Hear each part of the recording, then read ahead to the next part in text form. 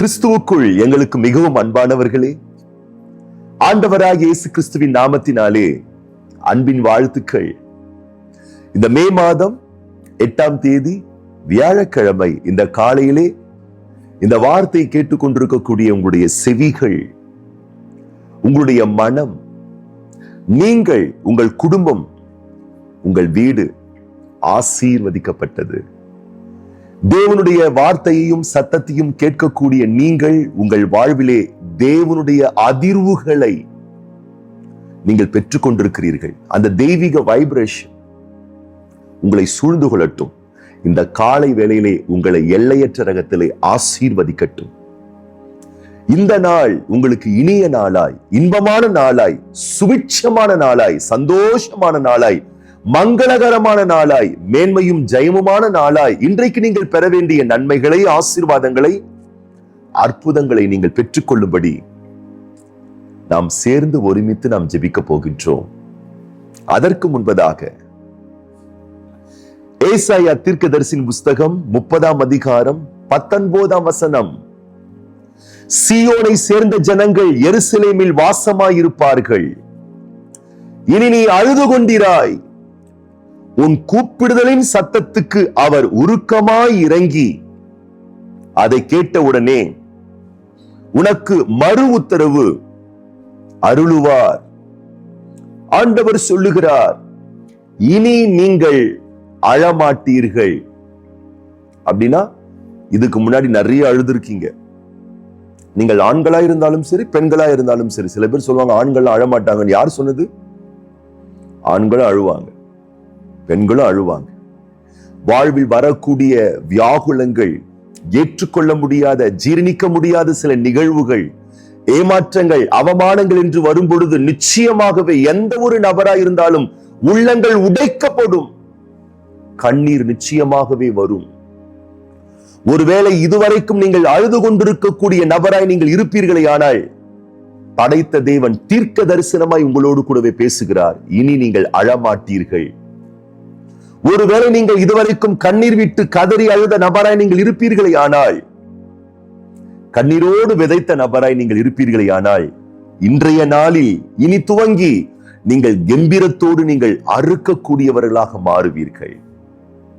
நீங்க நினைக்கலாம், இது இருந்தா, இவங்க இருந்தா, இது அமைஞ்சா நான் இனிமேல் நான் அழமாட்டேன்னு. நான் சொல்லட்டுமா? இது இருந்தா, அது அமைஞ்சான்னு, எது அமைஞ்சாலும் சில நேரத்துல உங்கள் அழுகையை எவராலும் மாற்றவே முடியாது. அன்னாளுக்கு வேத புஸ்தகத்திலே ஒரு அற்புதமான கணவர் இருந்தார், அருமையான கணவர். அந்த அன்னாளின் கணவராகிய எல்கானா சொல்லுகிறார், அன்னாளே நீ ஏன் அழுகிறாய்? நீ ஏன் சாப்பிட மாட்டேங்கிறாய்? நீ ஏன் துக்கத்தோடு இருக்கிறாய்? 10 குமாரர்களை பார்க்கிலும் நான் உனக்கு அதிகம் அல்லவா? அவ்வளவு அற்புதமான புருஷங்க. ஆனாலும் அவருடைய அழுகையை அந்த புருஷனால மாத்த முடியல. செல்வ வளமுள்ள ஒரு குடும்பம், பொருளாதாரத்துல ஒரு பிரச்சனையும் இல்லை, ஆனாலும் அழுகை. காரணம் என்ன? குழந்தை இல்ல, பிள்ளை இல்ல, எத்தனையோ காரியங்களை மேற்கொள்ளுகிறார்கள். அண்ணாளுக்கு பிள்ளை இல்லாததுனால அவருடைய வாழ்க்கையில சோகமும் காயமும் கண்ணீரும் அதிகமா இருந்தது. அவளுக்கு இருந்த வசதி அவளுடைய கண்ணீரை நிறுத்தவில்லை. அவளுக்கு கிடைத்த நல்வாழ்க்கை அவளுடைய கண்ணீரை நிறுத்தவில்லை. அவளுக்கு கிடைத்த கணவரும் அவளுடைய கண்ணீரை நிறுத்தவில்லை. அவளுக்கு இருந்த நல் ஆரோக்கிய உடல்நிலையும் அவளுடைய கண்ணீரை நிறுத்தவில்லை. யார்தான் அவளுடைய கண்ணீரை நிறுத்தினார்கள்? அவளுடைய அழுகையை கண்ட, அவளுடைய ஜெபத்தை கேட்ட ஆண்டவர் தான் அவளுடைய அழுகையை நிறுத்தினார். இன்னைக்கும் உங்களுடைய கண்ணீரை மாற்றக்கூடிய கர்த்தர் தான் உங்களோடு பேசிக்கிட்டு இருக்காரு. உங்கள் அழுகையின் கண்ணீரை ஆண்டவர் துடைக்க போகிறார். இதுவரைக்கும் நீங்கள் அழுதது போதும், நீங்கள் அழ வேண்டாம். ஆண்டவர் உங்கள் காயங்களை ஆற்றி கண்ணீரை துடைத்து நீங்கள் இனிமேல் அழாதபடிக்கு உங்களை ஆதரித்து ஆறுதல் படுத்தி ஆசீர்வதிக்க போகிறார்.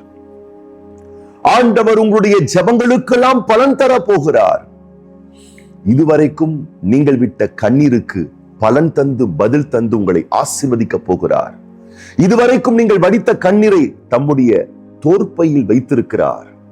அதற்கேற்ற நன்மைகளையும் ஆசீர்களையும் தந்து எல்லையற்ற ரகத்திலே இந்த நாளில் அவர் உங்களை ஆசீர்வதிக்க போகிறார்.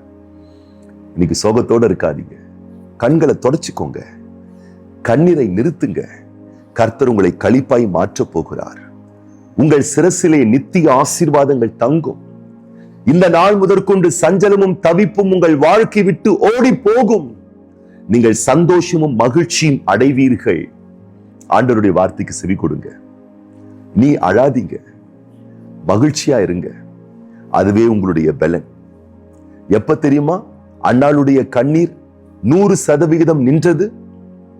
அவள் என்றைக்கு தன்னுடைய சோகத்தையும் துக்கத்தையும் மறந்து இனி நான் துக்கமா இருக்க மாட்டேன் என்று தீர்மானித்து அவள் மகிழ்ச்சியா இருந்தாலோ அப்பொழுதே ஆண்டவர் அவளுக்கு பதில் செய்தார்.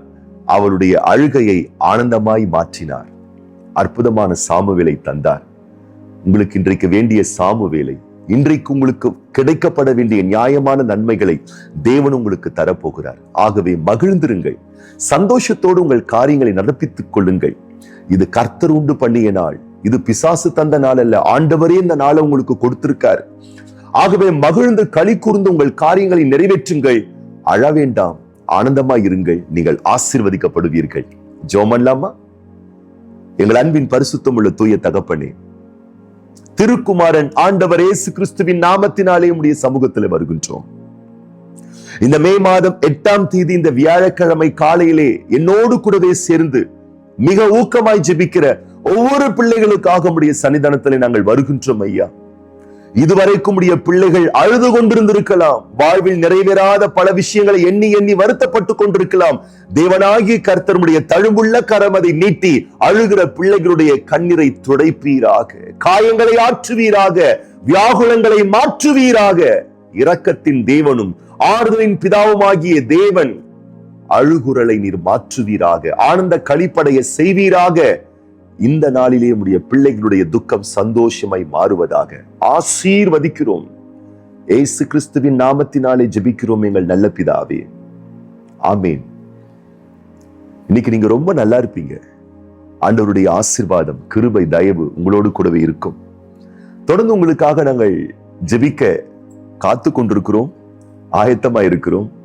உங்கள் ஜெப குறிப்புகளை தொடர்ந்து நீங்கள் எங்களுக்கு தெரியப்படுத்துங்கள். ஆசீர்வாதமும் சமாதானமும் உங்களோடு கூடவே இருப்பதாக. மீண்டும் நாளை காலை இதே வேளை நாம் சந்திப்போம்.